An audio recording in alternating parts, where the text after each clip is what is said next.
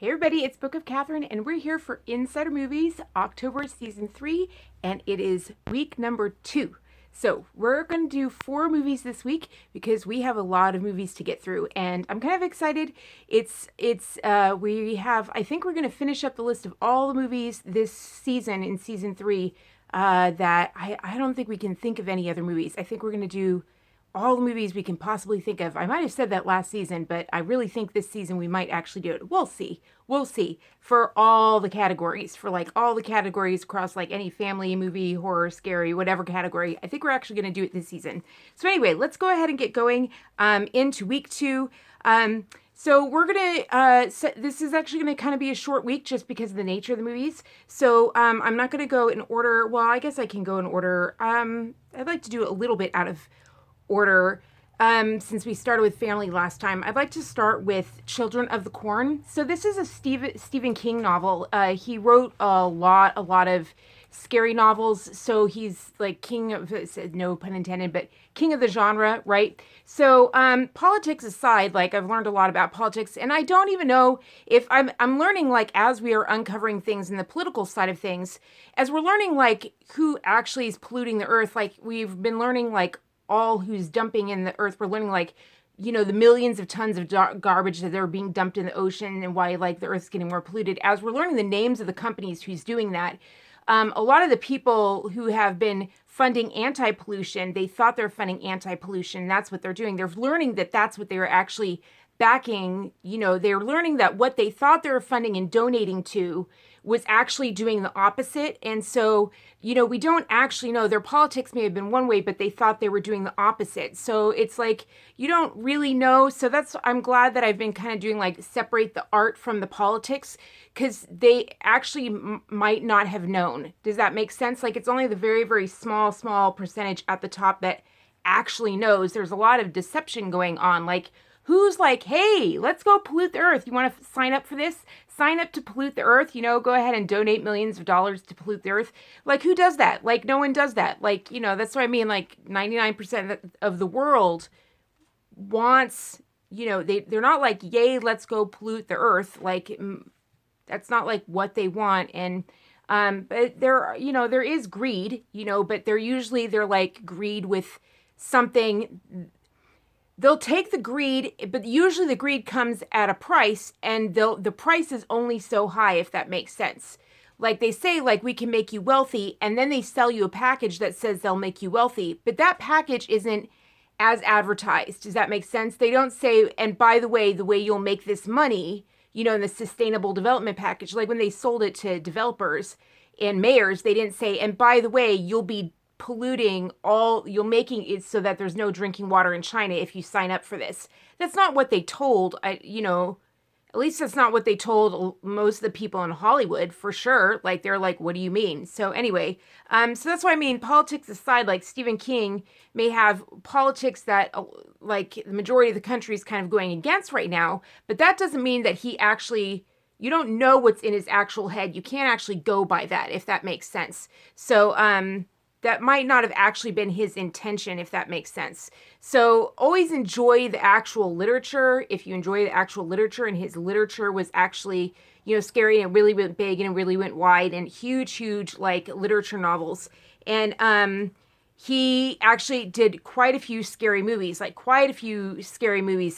ton of scary movies were based off of his, and a lot of series were actually based off of his. And some of the series are not necessarily my cup of tea. Like, they're just gore for gore, you know what I mean? Just like for something else, but to kind of numb you to it instead of teach you how to fight it. Does that make sense? Of like giving you any kind of weapon to actually fight.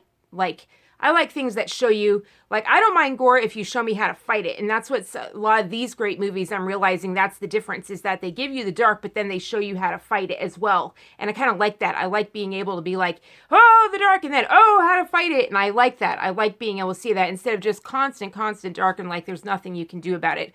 I like seeing, like, you know, protagonist and an antagonist. I like to see that fight and stuff, and kind of that kind of thing. And so anyway, but Children of the Corn, there's really nothing I can I will ruin it for you if I tell you anything about it. Like, I can give you one word, and the group agreed on it. They said I can only tell you creepy. Like, that's the only thing I can say to you. So I'm allowed to say the word creepy, and I'm not allowed to say anything else or I will ruin it. So, but it is like a staple. You have to see Children of the Corn, and I can tell you Stephen King wrote the book, and that's the book it's based upon. And it's from quite a while ago, but it kicked off the whole, it also made Stephen King pretty famous. I mean, he didn't all write horror or anything like that, or if you want to call it horror, he didn't all write that. He also wrote things like Jurassic Park. I mean, it's huge. Like he's done quite a bit out there or whatever. He does all sorts of different types of fear. Does that make sense? But this is just creepy. So it's kind of, it's just a classic and a staple that you need to see. So Children of the Corn is one. And I don't know if I should give you any other kind of warning. Is that a warning? I guess, I don't know if it's a warning. Other than you need to know it, especially if you're going into Hollywood or anything like that. That's a name you at least need to know. You at least need to know Children of the Corn. You need to know Stephen King. So that's like all I can say. And then Child's Play. Child's Play, I can't believe we've not done it, but I know that's because we have the categories of family, you know, scary and suspense and everything like that. But Child's Play is Chuckie. And that was in the 80s. And everyone has a range. It totally depends what generation that you were born in of how you take this movie, but it's a staple, and so many memes have been done on it. Too much in popular culture is based on Chuckie. Too many movies make a play on it. Almost every movie written today, it kind of drives me nuts. Almost every movie written today is unoriginal. That's the nice thing about the movies through the 60s, 70s, 80s, and 90s, or maybe not even the 90s, the 60s, 70s, and 80s, is everything was super, super original. Like, they were really doing original things. Even the first movies in the 20s, 30s, and 40s, those were bringing up classic themes and stuff like that. Then there sort of came out this original thing, and some of it was, like, advertising driven. We know that, and we know, like, the pushes behind that. But there was a lot of original content coming out, you know, and of course, original content ends up, you know, ranging, like there's a whole range when it comes to original content. But today, a lot of stuff is just based off of stuff that's already been written. And these are the kinds of movie that it's just rewriting the same exact tale. And it's good to know what they're basing it on so that when you see something like Child's Play, you can just be like, you know, this is just Chuckie all over again. Or you need to know the name Chuckie and what they're talking about when they say Chuckie. They say Chuckie all the time. You'd be surprised at how often it's said. You know, everyone from politicians to late night hosts say the word Chuckie. They say the name Chuckie. And this is, again, like Jason or Freddy. These are names that you just need to know, but they're not telling you necessarily. You almost never hear the phrase Child's Play. You almost never hear them actually say the name Child's Play. You'll never hear that. You'll just hear Chuckie. And so Child's Play is the movie that's based upon. So it's going to be totally depending on where you are and what kind of person you are and how you're going to take that movie. But it's absolutely a necessity for you to see. Like, it's absolutely a necessity for you to see. And it's in the genre of some other movies that we're going to be seeing. It is kind of like jumps if you're someone that jumps or startles easily, it is going to be into that thing. Or if you are, I would say, maybe if you're into, like, if you're scared, if dolls freak you out or clowns freak you out, like, it may be a little bit more harder to handle, suppose, or whatever. But you guys are kind of, things have got a lot more, like, you might also find it campy. I think it's very campy. Like, for sure, it's very, very campy. Like, if you know about camp and you were into the Met Gala and you were following me at Met Gala, I think it's very camp. And that's, it's just original, and it was different, and it definitely, because it was so new and different, it definitely terrified people then. I don't think it'll necessarily be that way today. It totally depends on how you're raised and your level of abuse. I know a lot more people have been abused today than they were back then, and so it's more terrifying. And so it just depends on where you are on the scale. But it's still a necessity to see, and just for a movie and history and for pop culture to be aware. And also, of course, it's made way, way better than movies today. I mean, it's like a classic for a reason. It's an absolute classic because it's made better. It's just made better. and they put the effort into it, if that makes sense. And so, and some people might find it funny, you know, it's a little bit funny. So, anyway, so you need to know that one. And then, I Know What You Did Last Summer. That one is a teen movie. It's not a family movie. It's not a teen movie. But it's kind of in the middle. And so it was just, I was looking at the list. I was like, if we finish everything over the last 3 seasons, if we get everything off the list, I Know What You Did Last Summer was on there. It was on there from season 1. It was thrown out there. I Know What You Did Last Summer was one of the ones, and it launched the careers of a lot of stars that are in the popular culture today, but they're more like they sell products today, or they're producers today, or executive producers that you're going to run into today. Sarah Michelle Gellar and people like that they were kind of launched big stars and then went down. But it was still like, it was still ended up being like the new kind of scary movie. And they don't do, it's more like a tense thriller. It was like the Carrie of its day, like 30 years later. And the thing is that it was based on a really, really popular novel that was required reading in schools at the time. So that's also, if you don't want to watch the movie, or if you do watch the movie, the book was way better. I Know What You Did Last Summer was a way, way better book. So it's a great novel to read, or a young adult novel, or whatever. It's way better reading. It's just excellent fiction, if that makes sense, if you want some good reading. So, but that book went so far and so wide. I Know What You Did. It was written so well that they did this movie. And that was the one complaint, is that the movie was not nearly as good. But it did end up launching these careers, and the movie was done way after the book came out, like way after, whatever. But it's a good one to know because of how many careers it launched, like just so many different careers, and the kind of like backstory. It's more about like what it did in the backstory in Hollywood for people in Hollywood. It's more of entertainment news, like to know for entertainment news and kind of know the backstory and kind of look into about like the news clippings, if anything's still left on the lore behind I Know What You Did Last Summer and all the things. There's all this stuff going on. It's kind of just good to know for just Hollywood gossip and things like that. You need to kind of know it. And they don't do teen thrillers like that anymore today. I mean, today they do, you know, much more gore-based. But this is much more based on, I would say, almost like I Know What You Did Last Summer. It's based on, it's a group of teenagers, right? And what happens is I guess I'm not giving too much away. What happens is these group of teenagers are out, and they actually basically, as a group, when they're out, they actually, on accident, they have a homicide. Like they actually accidentally kill someone. I can't remember if it's in a drunken accident or something like that, but they actually kill one of the people in their group. Like they actually, not on purpose or anything, like they actually kill someone in their high school. And it's not on purpose. It's totally on accident. And it's just like the popular kids in school or whatever, and they're out and they're joyriding or whatever, and they're out and they're joyriding and they're out on the road or whatever, and they accidentally kill someone in their school or whatever, and they get away with it. They get away with it. It's kind of like the Crime and Punishment of today. Like Dostoevsky wrote this Crime and Punishment. Remember how I said everything's kind of recycled? There's this really famous novel that used to be required reading in school as well, and then also required reading in college.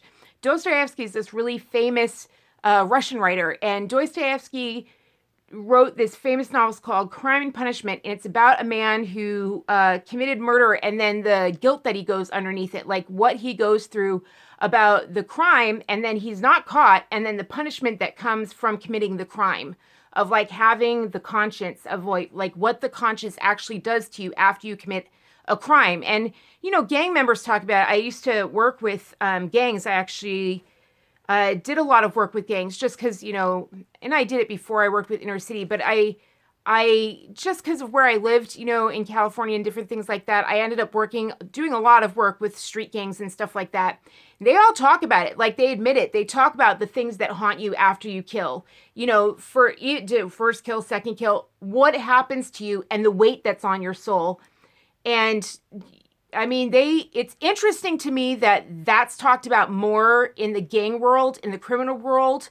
This kind of, they just say that there's this weight on you, this burden on you they admit this thing that's in Crime and Punishment more so than there is in society that's like, oh, don't break the law and everything like that. There's almost like no acknowledgement of that anymore today. Like you won't find in colleges that kind of killed off Dostoevsky and everything like that. But there used to be this fear, of Crime and Punishment, this knowledge that even if you harmed another human, there would be this blowback. But definitely, like in the gangland, they know, and that's why they do it as a punishment. They're like, sometimes to get out of gang or something, they'll require you to do things like that because they know it'll haunt you forever. It's very, very interesting. They're very, very rare, and so and you'll hear them talk about it, and that's why on shows they'll have gang members come and talk to kids, and they're like, "You want that on you? You're so stupid if you want that on you. We do gangs because we don't have a choice." Like, that's because that's the only life that's offered to us. We have no way other out. Why would you choose this? And they choose it because they think it's cool. Like, popular culture tells them it's cool. They tell them it's cool. They glorify it and they make it look all shiny and amazing. But the people inside know. Like, the people inside know it's not shining and amazing. They know it's not shining and amazing. It is not it's not a wonderful life at all, right? So, and so you'll see them say, like, you have parents that love you, like, what the hell? And they really, really come down hard on kids who have parents that love them, and then those kids still choose the gang life. Like, those kids get it the worst. They think it's hysterical. Like, they just think, like, those kids are, it's very, very interesting. And anyway, maybe I don't know if I could ever describe that to you. I don't know if I could ever describe that to you unless you work with it. I don't know. It's really hard. I'm like, that's Halloween in itself. I guess that's what I mean. It's like, it's good to approach the dark. I was going to tell you guys, like, one of the things that you can do to become brave and more courageous. I'm realizing now that one of the things that really bolstered me up when I was talking about another video that I taped and I haven't posted yet, I talk about becoming an individual and becoming stronger as an individual and how I individuated. I realized that one of the things I did is that this other family kind of took me under their wing and took me to this camp. And this camp had ropes courses. And I was scared to death of heights. I had been to the top of the World Trade Center, and my mother wouldn't hold my hand, and I could feel, you know how I'm really aware of my body? I could feel the World Trade Center at this age of 4. I could feel the World Trade Center moving. And so I was at the top of this building, like, swaying, and that was it for me, like, scared of heights for the rest of my life, right? And so, I mean, I'm laughing about it, but the reason why is because then I went to this ropes course, but that's all the camp was, is like ropes course. And I was just like, you've got to be kidding me. But I ended up, by the end of the camp, I was jumping off like a 30-foot cliff into water. Like, I really got over my fears and, like, did ropes course, like, slowly but surely, like, a little bit taller. And they rope you in and do all these things. And that's one of the things that you could maybe do to individuate or maybe get some bravery, whatever, and stuff like that. When I talk about facing the dark, I don't just mean like, oh, get over your jump scares. But one of the things you can do to get stronger as a person is to do things like ropes course or do things like climbing and stuff like that and get stronger and get your muscles moving. It's something that you can do. And then, so anyway, so I Know What You Did Last Summer is kind of like the Crime and Punishment of today. And, but for teenagers, of like what haunts them. But then I can't give away any more of it. So, but it's like a modern day of that, but kind of lighthearted, campy teen fun, if that makes sense. It's the 90s, I believe. So it's like super, super shiny. Like, it's all glossy. It's all Buffy the Vampire Slayer, kind of like that, if that makes sense. So, but you just kind of need to know for Hollywood backstory. So, and then finally we'll do family last, which is The Haunted Mansion. And The Haunted Mansion has Eddie Murphy in it, and it's a little known movie, actually, surprisingly enough. And that's because I think it went straight to DVD. I don't believe it came out in theaters. I'm not sure about that. Walt Disney just did it. It may have gone to theaters. I mean, don't quote me on that, but I'm pretty sure because it just kind of went, I may have been traveling too much to know, maybe it did, but I'm pretty sure it just went to DVD, and what it was just to kind of like bolster Disney does a lot of movies straight to DVD, and what it was to like bolster the thing of the parks. Like the Disney parks have this thing called the Haunted Mansion, and it was meant to kind of like go in parallel with the Haunted Mansion. The Haunted Mansion didn't have any movies tied to it. You know, it had been all these years. It was one of the first things they put into the Disney parks. And every Disney park ride has some kind of, like, Sleeping Beauty's castle has a movie tied to it. Like, everything has a movie tied to it. Almost every ride has a movie tied to it, especially the big classic rides have movies tied to them.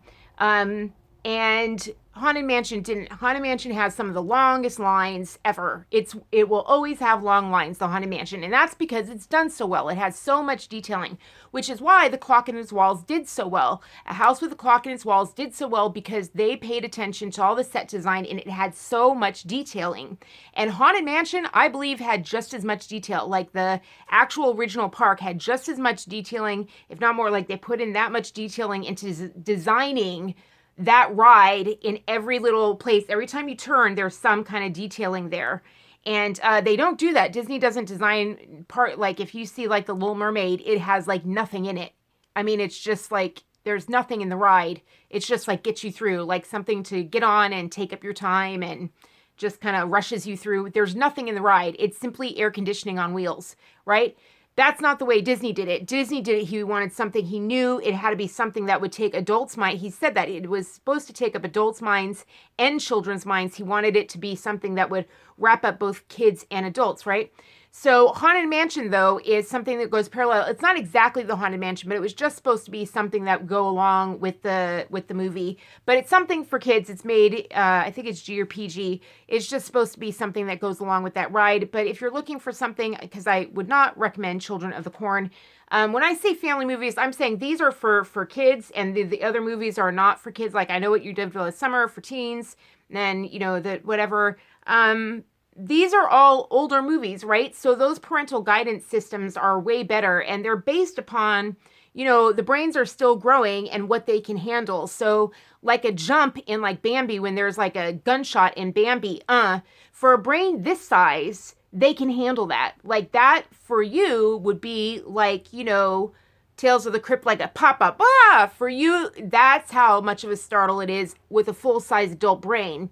A gun pop on Bambi is, for a brain that's much, much smaller, much, much growing, is the same exact thing. That's what that parental guidance system is for, is so that the developing brain can handle, like, the blows that come with it, if that makes sense. Like, to handle the loud noises, to handle the loud sharps, and handle the loud colors, and and the things that come at kids at a developmental rate.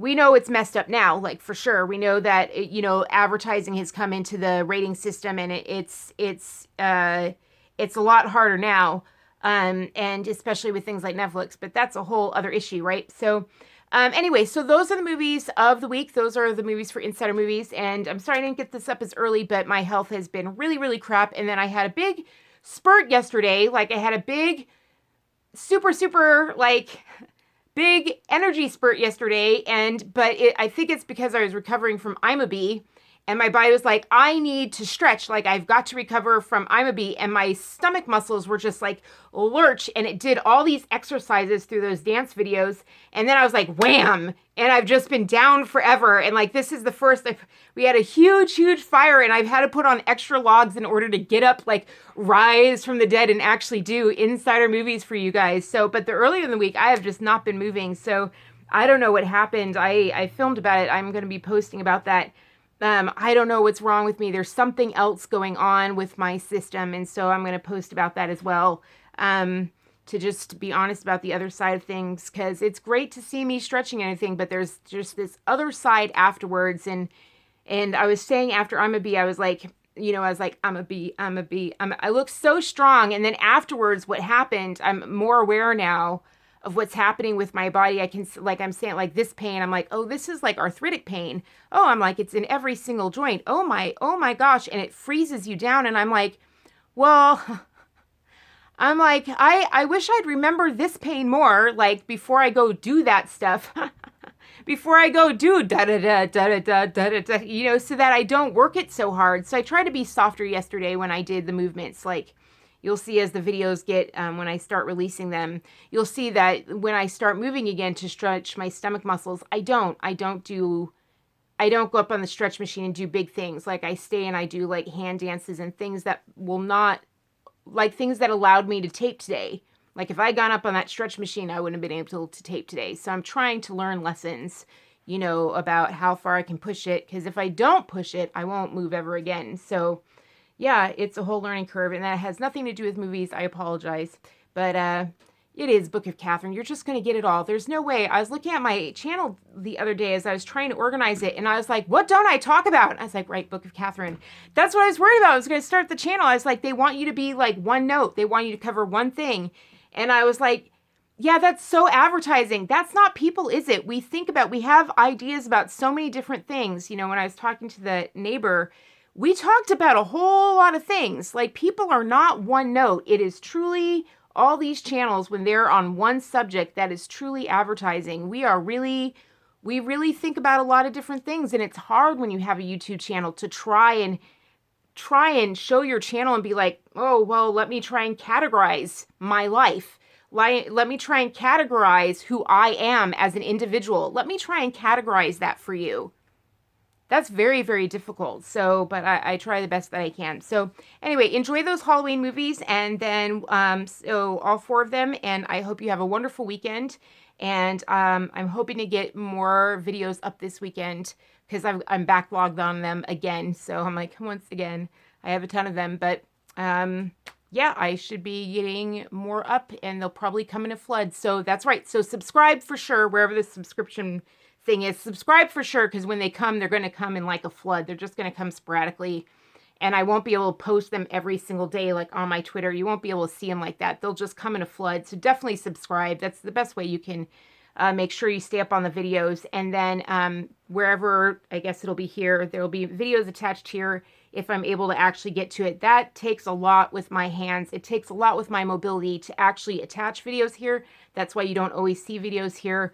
That takes a lot more mobility for me to actually get that done. So I'm not as able to do that. So I do the best I can with the channel. So anyway, if you could donate down below and keep me mobile with my doctors, I would really appreciate it. $1 a month really gets me through it. So, or $12 a year.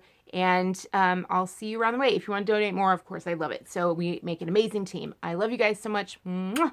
And I miss you. I miss being able to tape more. I love you so much. Bye. Have a wonderful, wonderful October and fall season. See you next week.